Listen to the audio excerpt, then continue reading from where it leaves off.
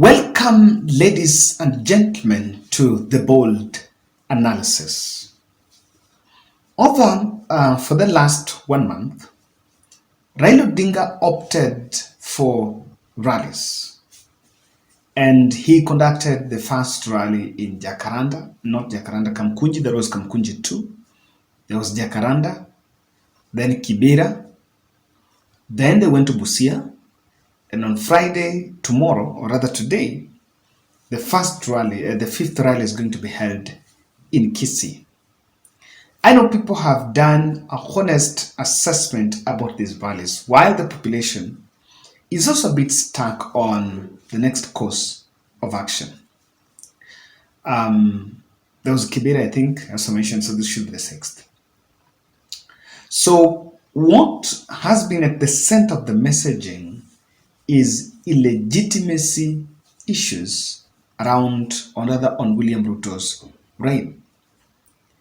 And he's still facing a lot of backlash from not a backlash, but bit of some deviations just within the ODM party. 6.9, or I may also choose to say the 8.2, they believe voted for Raila, have been asking for one thing called the direction. And someone brought something to my attention, that Kevin, as Raila heads to Kisii, of course, the Kisii Rally had a bit of hiccup here and there when the former immediate governor, a man who I sort of say is a bit ungrateful, Ongwae, called out that Raila needed not to hold rallies there because they're going for development, and it was like, okay, fine, there is no problem, but there is no collision between the two. Raila was supposed to have the rally on Monday. It didn't happen. They were given time, so he's doing it on Friday. Probably the president will be there later on, but this is a man that was a governor 2 terms, courtesy of the ODM euphoria in that area. But since he has realized that it's no longer, the interest can no longer be served in ODM, he decided to backstab Raila. Now, one thing someone reminded me that, Kevin, there is the big fact known as Uhuru Facta around Raila Odinga. And the person that has the brakes to what Raila can do or what Raila is doing is Uhuru Kenyatta. I don't know whether it's to his advantage or disadvantage, but that is one point, that Uhuru is holding brakes to a lot that Raila will do.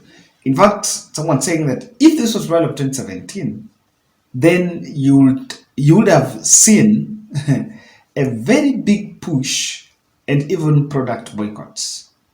You would have seen that. That already will be in the air.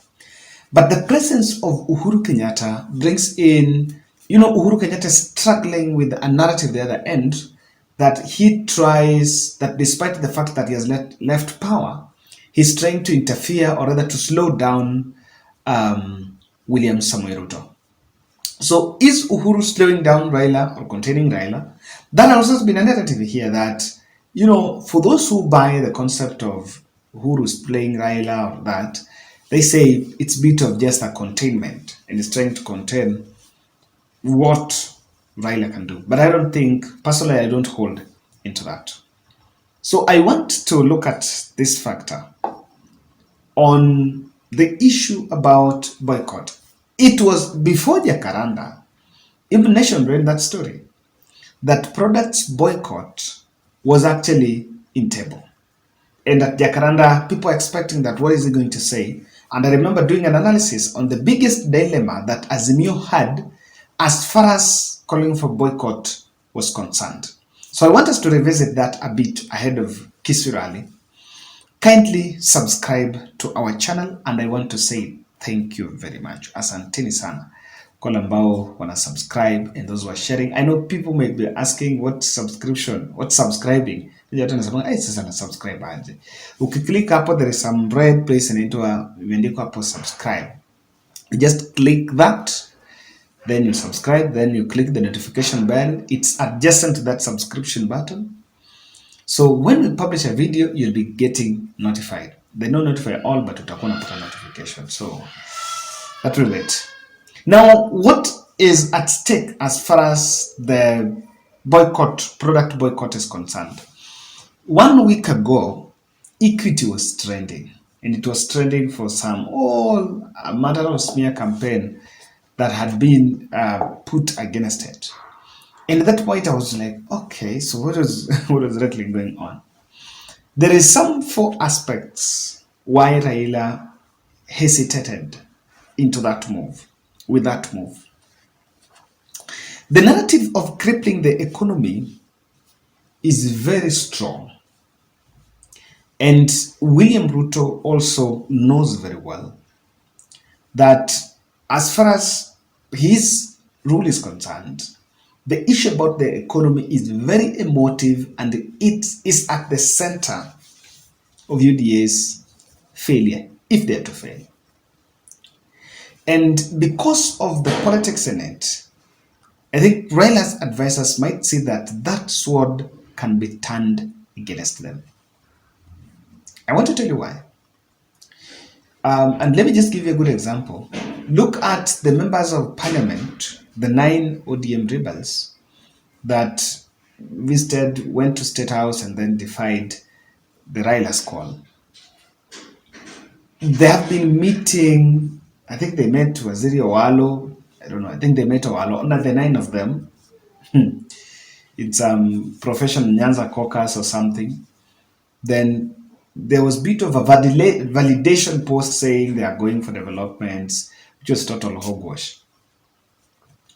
But the narrative they are taking down is ceasing development, hatutaki siasa.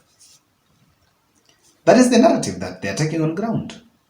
So that's the same thing. Even back from home, William Ruto would successfully use those rebels to punch holes in Raila by saying that he's against the economy. And that issue of gripping the economy now is where Uhuru Kenyatta also holds the brake. You know why?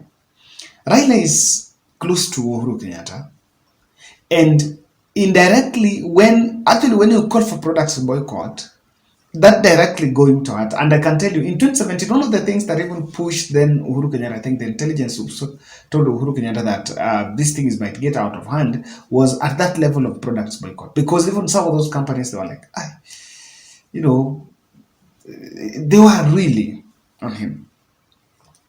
So it was a big push. Because it might project Uhuru as a man who is undermining the current regime. Number 2, Raila has decided that he still wants to hold strong on the illegitimacy. While the elite, the point of calling reclaiming victory or the illegitimacy, I want to say it this way. While the elite will ask the big question, me and you can ask the question of, do we have a legal way of regret? Do we have a redress, a legal recourse?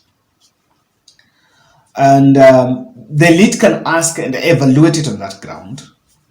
But, sorry to say, but to their supporters, that those who will still see the illegitimacy as one that holds the spark. It actually comes primary to what will be the opposition, or rather the cost of living question. So when you will go for the boycott, it was directly going to show that he is digressing from the legitimacy question directly in the issue of the economy. So he decided to still hold firm on the legitimacy. And I believe that's why that move is not there. But then look at the tax weapon. The tax weapon was actually unleashed after Jacaranda. Okay, Kamkunji 1 were told financiers they're financing because they don't want to do what. But after Jacaranda, the tax weapon was unleashed on Uhuru Kenyatta and even Raila Odinga by the excess duty, who has not paid tax, and everyone has to pay tax. So that tax weapon was also very strategic, and the William Ruto team decided to unleash it because any other move will be selective, and if they will call a boycott, it will affect product X. And if product X is associated with this leader, then the tax weapon will be unleashed on the opposite side. So it's a bit of a trigger. It's a bit of a handbrake that they held, notwithstanding the fact that you cannot unleash all your strategies. I've also been looking at it this way, that even if you were to call it on what product, which product? Because unlike in 2017 where some of those brands, they never supported him and they supported Ruto, this time around it can be different. But there is a likelihood that behind the scene, even though William Ruto might be putting a brave face, but behind the scene, there is a backroom talks.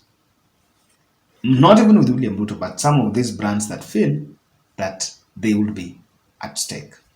So I don't know what you think, guys. I still insist that the product boycott, I think it should be put to stay for now.